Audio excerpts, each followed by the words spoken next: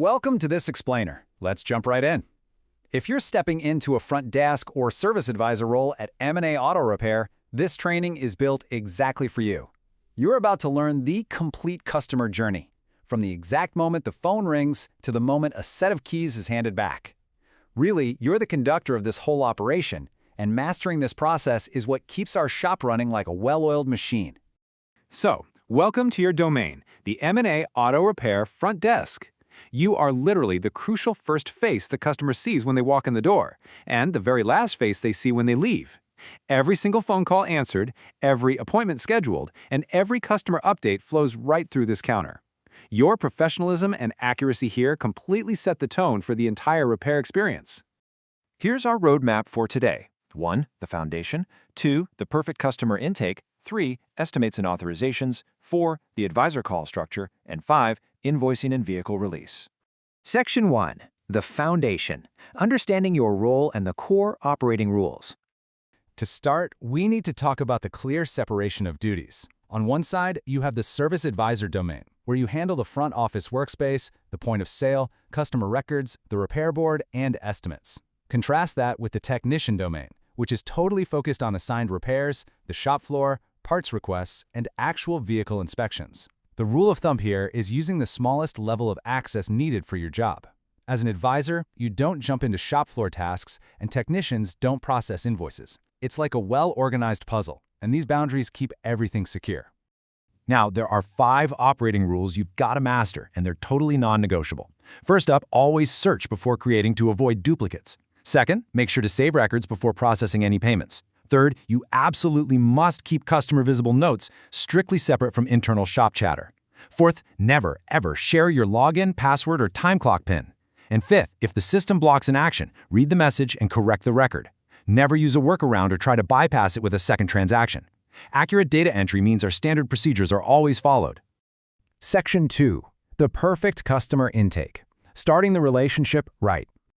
Okay, picture this. You're at the front desk and a customer walks in, or maybe they call to schedule an appointment.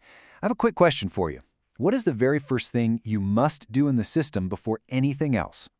If you said search before creating, you hit the nail on the head. You must always use the global search by phone, email, VIN, license plate, or customer name first, and then open the record if one exists. We hammer on this because it completely prevents duplicate customers, duplicate vehicles, and those messy, confusing repair orders that cause headaches later on. Once you've got the right record, our strict intake workflow kicks into gear. First, you'll confirm their identity and vehicle details. Then, move straight into recording their specific concern. You have to be careful here to distinguish between standard requested services, like an oil change, versus actual diagnostic needs. After that, capture condition photos of the exterior and the dashboard. And finally, make sure to explain all diagnostic fees and storage terms before they sign off on the check-in document. Now, I want to highlight a phrase you should memorize. Record the concern in the customer's own words.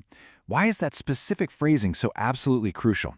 Well, because technicians need context. Don't just type, brakes squeak. You want to know when it happens, where it happens, the temperature, the speed, or any weird warning lights they noticed. Gathering this specific info directly from the customer gives the shop floor exactly what they need to diagnose the problem quickly and efficiently. Section 3. Estimates and authorizations. Securing documented approval. So here's a super common but incredibly risky situation you're going to face. A frustrated or busy customer tosses you their keys and says, just do whatever it needs, without ever discussing a price. What is your required response here? Do you just write it up and hand it over to the technician? Absolutely not. You stop right there. Your correct response must be to clarify the exact scope of work and obtain a documented amount cap before any work begins. Let me repeat that. No work begins without a correct customer and authorization record. At M&A Auto Repair, we never promise unapproved prices, and we never operate without clear documented authorization. If they decline certain work, you document that partial approval exactly as it happens. Section 4. The advisor call structure. Communicating clearly and consistently. When it comes to status updates, M&A relies on a strict 8-step call structure to guarantee professionalism. You start off by identifying yourself and immediately confirming you're actually speaking to the authorized contact. Then state the issue using verified evidence straight from the technician. This sets you up perfectly to recommend a correction and offer any valid alternatives. This evidence-based approach builds massive trust, you know? You aren't just selling a repair, you're educating the customer with hard facts. Moving to the second half of the call, it's time to state the complete price and exactly what is included in that price. Next, give them a realistic timeline and mention any key dependencies. And remember, never promise unapproved completion times. Once you ask for a clear decision, the final and most crucial step of the whole call is to repeat that decision back to them and document it immediately in the system. The big takeaway here is avoiding what the handbook calls a false status. A false status is providing inaccurate or unverified vehicle updates to a customer. Why is this such a big deal? Because status controls the whole shebang, from customer communication to production planning on the floor. Giving a false status creates missed work, ruins the shop's workflow, and ultimately breaks promises to the customer. If you don't know the answer to a question, just tell them you'll find out and call them back. Keep that repair board perfectly accurate. Section 5. Invoicing and Vehicle Release. Closing the loop safely.